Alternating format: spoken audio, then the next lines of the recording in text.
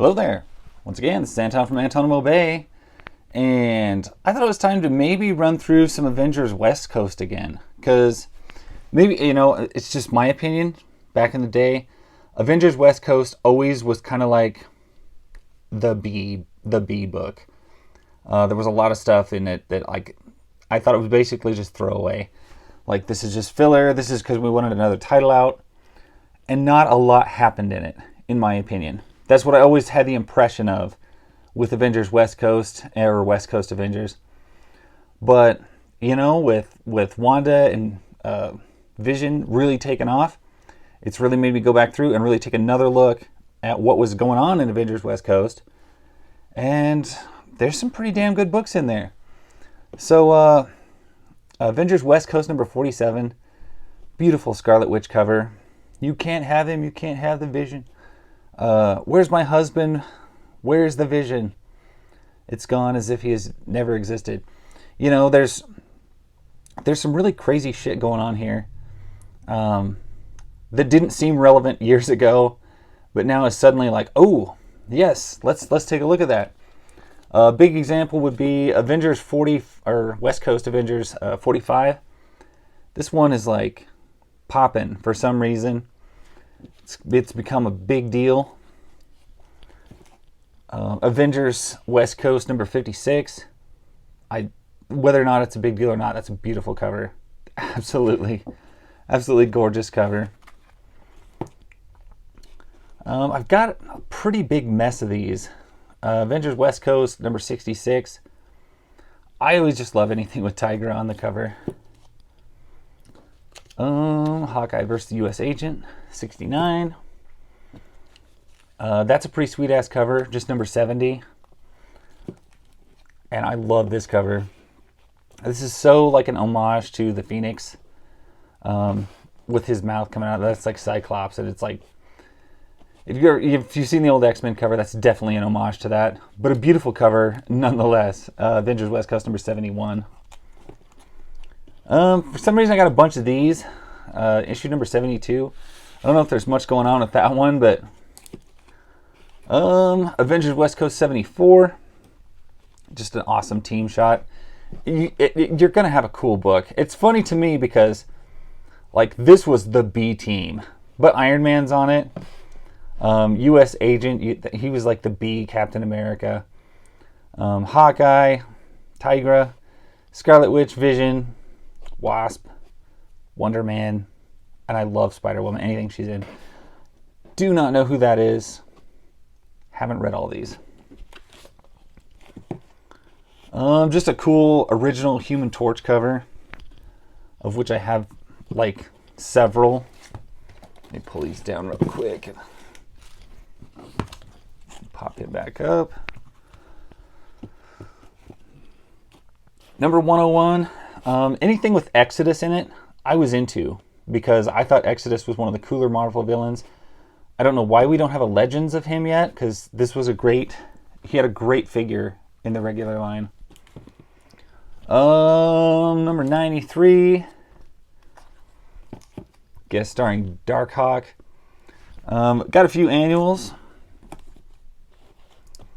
Got a couple issues of the miniseries, but not many of them.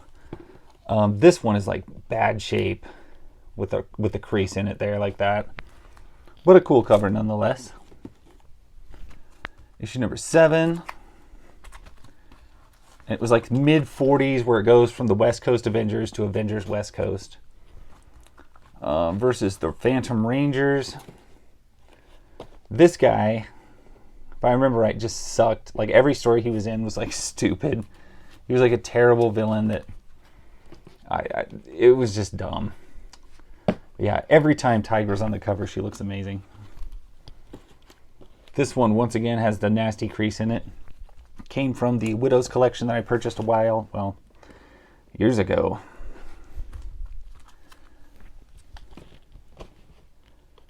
Half-Life. That's cool. Quantum. Zax. I just thought, you know what? As Disney buys more properties, as they do more stuff with these obscure characters, I thought it was definitely worth running through these and kind of taking another look. Did a video on these like ages and ages ago. Looking at him. See, he's always spitting demons out of his clothes and stuff. I mean, it's just stupid. But I do have a couple issues of it. I love Hellcat too, so that's obviously a keeper cover for me. The Old West. Trapped in the Old West. Number 19, number 18.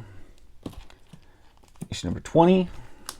Another great, just a good looking cover. It looks like they're, you notice about most of these covers look like they're getting their ass kicked. I always thought that was kind of funny because it's like, yeah, you guys are the B team. Mockingbird and Spirit, what is that dude's name? Phantom Ranger. That's a pretty cool cover. This one also suffers from a terrible role in it. Bad story with the previous owner. She kept her husband's collection after he died and tried to take care of it, and ended up causing more damage to it than if she'd have left it alone, but that's kind of how it is. Issue 24, 26. This era is personally one of my favorite comic book eras of all time. It's not, you don't see this much shit happening on covers anymore. And so, I mean, count it. Look how many freaking characters are going at it in this. 1, 2, 3, 4, 5, 6, 7, 8, 9, 10, 11, 12, 13, 14, 15, 16. 16 characters at least duking it out on the cover. I mean, you just don't see that shit like that anymore. And, oh man, it's got a fold in it. That's terrible. West Coast number 28. The Composite Avenger. I always thought that cover was kind of cool, but kind of stupid looking. Once again, everybody's getting their ass kicked, and I don't know how many times they used the phrase "to kill a mockingbird" on the cover of their books, but it seems like I saw that a lot. And this was back when you could still talk on the cover. I always thought that was something that I liked that they got out of in comics. That just looks great. I mean, look at that. That is so cool. Should probably... it's Pym. That's who the dude in the red suit was. My bad. I should know that shit. Let me grab these down. Don't want to get too stacked up there. But yeah, just looks like the Mantis making a cover in there. What's his name? The Swordsman. Looks like he's coming back from the dead there. Another one of number 42. Oh, I have another 42. Just a beautiful cover.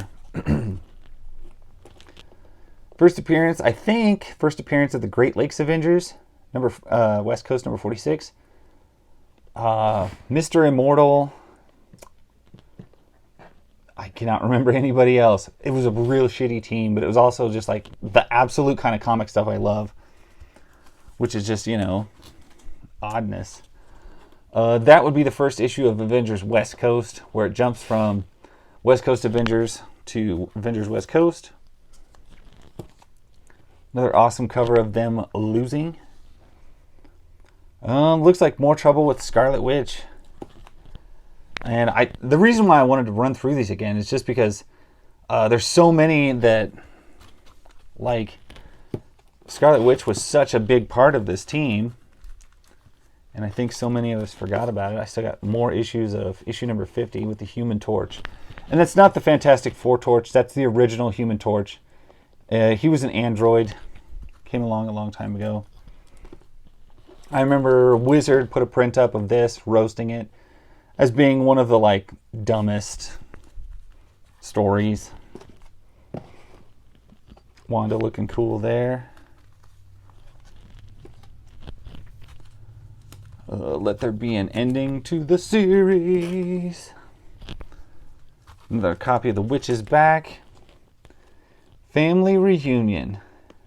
Kicking their ass. You got Magneto, Quicksilver, and the Witch all together. Awesome. And that is a freaking sweet cover. Rematch with Magneto. Nuff said. I don't know if the Avengers West Coast could actually take him on, especially not with Scarlet Witch at his side. Once again, a crap ton of characters on the cover.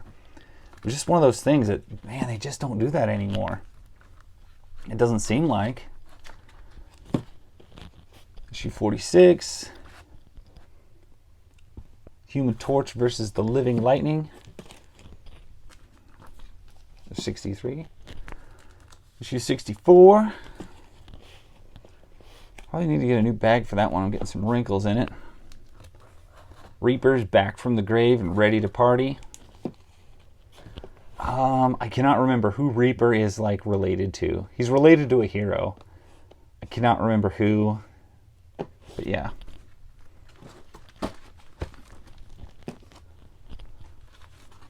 Pym getting his ass beat. I don't know why Tigra is metallic, but I do love that. Love that look. She definitely needs a new Marvel Legends figure. Hawkeye versus the U.S. agent again. The Pacific Overlords. And once again, you know, I had a set pulled aside that I was going to sell, and I didn't want to get them mixed up with the rest of everything, which is why some of these we've seen already. But I'm glad I have multiples of this. This cover is cool enough. I might actually, that could make its way onto the wall. Working on a wall of comics again. Nothing too crazy. Wow, that's a cool cover.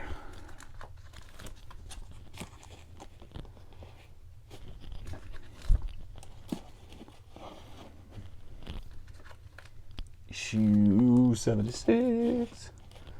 77. See, now you're getting into the more like the early, well, mid-90s. The books are more polished looking. I personally prefer the little bit more, a little bit older, the 75-cent cover. When you jump to $1.25 covers, they worked harder at making them look more clean, and I personally prefer the older style.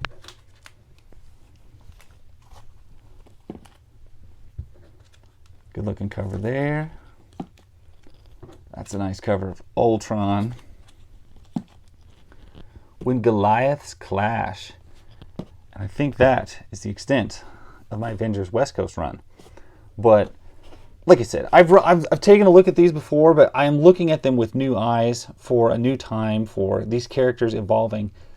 I never thought they would. Who thought that Avengers West Coast would have key characters going on that would be relevant today in comics? And that's just awesome. I don't always like Disney. I don't like what they do. I don't always like what their directions they take. But I do appreciate the fact that they have breathed new life into a lot of older books that have literally just been collecting dust. I bet I paid like probably less than 20 cents a piece for all of these. And they would have been in quarter bins for years in the 90s. This is just not a hot book. The fact that they were in the quarter bin, and now a lot of these are like, hey, these have relevance again. I just love that. That's so cool to me. It is one of the neat parts about collecting comics, and also the part that makes you crazy. So that is my story. I will catch you guys later. Bye.